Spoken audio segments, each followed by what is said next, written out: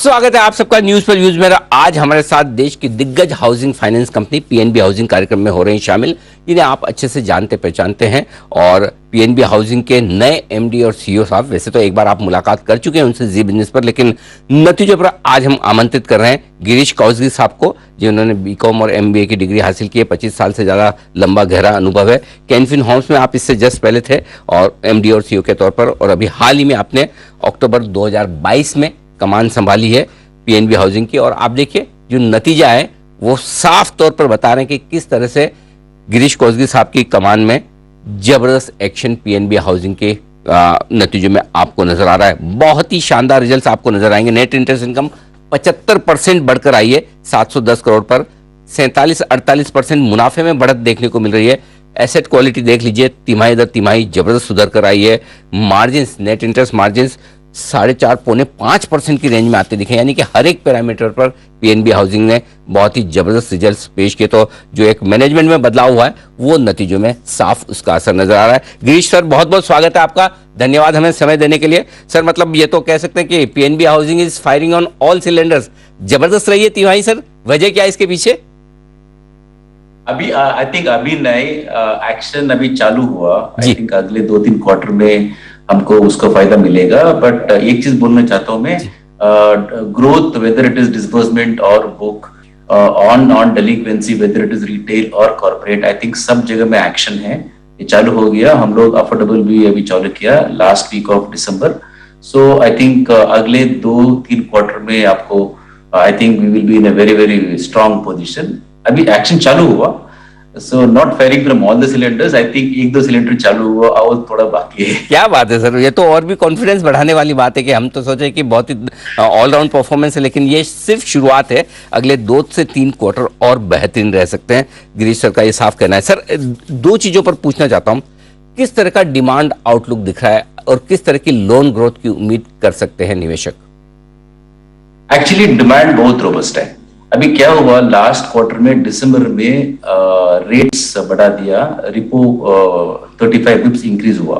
सो इसी कारण के लिए थोड़ा मार्केट क्या होता है, अभी whenever the rate goes up, थोड़ा 2-3 वीक्स थोड़ा उसका इम्पैक्ट रहता है। It is more to do with psychological. उसके बाद डिमांड वापस आ जाता है। So long term and also in short term demand is very good. So demand तो अच्छा रहेगा। इंटरेस्ट रेट बढ़ रहे हैं, ऑलमोस्ट पीक हो रहे हैं, बट फिर भी demand is quite robust. And quarter 4 में अभी lot of offers will be there, lot of competition will be there, demand भी अच्छा है। सो ये नेक्स्ट 2-3 इयर्स 4 इयर्स के लिए demand will be very very good, क्योंकि रियल एस्टेट साइकिल रिवाइव हो गया। अभी ये एक ही चैलेंज था that rates are going up, but yes थोड़ा डिमांड थोड़ा कम होगा। But considering the overall factors in housing, at least the demand will be quite robust. And बहुत ही मजबूत है। सर, आपकी कॉस्ट ऑफ फंड्स भी बढ़ी है इस क्वार्टर में और साथ ही नेट इंटरेस्ट मार्जिन भी। आगे आने वाले समय में कैसा आउटलुक दिख रहा है? नेट इंटरेस्ट मार्जिन 4.68%, ये इंप्रूव हो सकते हैं और गुंजाइश है? नो, ये नेट इंटरेस्ट मार्जिन बहुत ज्यादा है। ओके, ये सस्टेनेबल नहीं है। अगले 2-3 क्वार्टर में I think it might be in this range, may be 20-30 pips ऊपर नीचे। But in the long term we are looking at NIM of about 3.2 and spread of 2.2। अभी नेक्स्ट फ्यू क्वार्टर्स के लिए तो होगा, क्योंकि नए अभी क्या है, बहुत कंपटीशन भी है and we want to grow our book.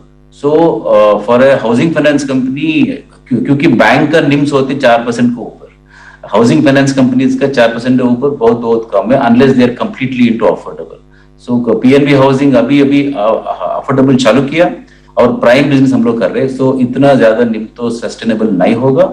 May be another 2-3 quarters, it will be very high. After that slowly I think over a period of time it will moderate. But once we kick off affordable housing, I think then we can find the right level and it will be very healthy. Asset quality सुधरी है sir तिमाही दर तिमाही, लेकिन अभी भी gross NPA आपके लगभग 5% के आसपास है, नेट एनपीए 3.25% के आसपास है।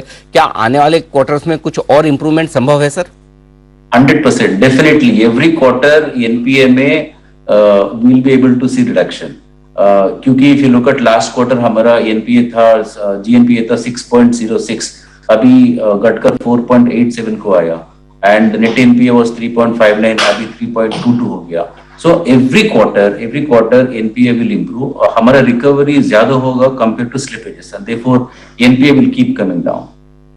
और सर ये बताएं कि अगले साल के लिए किस तरह के टारगेट्स आपने रखे हैं लोन डिसबर्समेंट या लोन अप्रूवल्स के लिहाज से, एयूएम के लिहाज से, क्या क्या विजन है पीएनबी हाउसिंग का अगले एक साल का सर? अगले साल से मे बी 3 to 4 years तक डिसबर्समेंट 22 to 25% होगा और बुक ग्रोथ 17% होगा। मैं अभी जो भी बोल रहा हूँ लार्जली ऑन द रिटेल, क्योंकि हमारा कॉर्पोरेट बुक डीग्रो हो रहा है, हम लोग इंक्रीमेंटल बिजनेस अभी नहीं कर रहे हैं, क्योंकि अनदर 5 to 7 quarters तक no we want to work on the portfolio, bring down delinquency and then restart. So मैं अभी जो भी बोल रहा हूँ वो रिटेल का है, क्योंकि आज रिटेल पोर्टफोलियो का 92% है और एवरी क्वार्टर ये बढ़ता रहेगा। बिल्कुल परफेक्ट, ठीक बात है सर। सर बहुत बहुत धन्यवाद हमें समय देने के लिए और नतीजों पर और आगे के आउटलुक पर बात करने के लिए। Girish sir, MD CEO PNB housing के बहुत ही स्ट्रॉन्ग आउटलुक देते हुए कंपनी के लिए अगले एक साल के लिए भी, आने वाली 2 से 3 तिमाहियों के लिए ग्रोथ के लिहाज से भी, मार्जिन और प्रॉफिटेबिलिटी के लिहाज से बहुत कम ऐसे स्ट्रॉन्ग और मजबूत मैनेजमेंट सुनने को मिलते हैं। बहुत क्लियर कट, बहुत ही स्ट्रॉन्ग आउटलुक आता हुआ दिख रहा है आने वाले समय के। हमारे तो रेडार पर है, हमारे रेडार पे, और जब से सर ने कमान संभाली हम तब से इस स्टॉक को बहुत स्ट्रांगली रिकमेंड इसी वजह से कर रहे थे कि change of management PNB housing में वो पुरानी ग्लोरी लेकर आएगा। मेरे ख्याल से तब से वहां से करीबन 200 रुपए स्टॉक ऑलरेडी बढ़ चुका है, जब 250 रुपए के आसपास हुआ करता था, और अब भी मजबूती के साथ ट्रेड करता हूँ। 21 अक्टूबर को कमान संभाली थी। हाँ, तब से करीब 150 रुपए बढ़ चुका है। आइए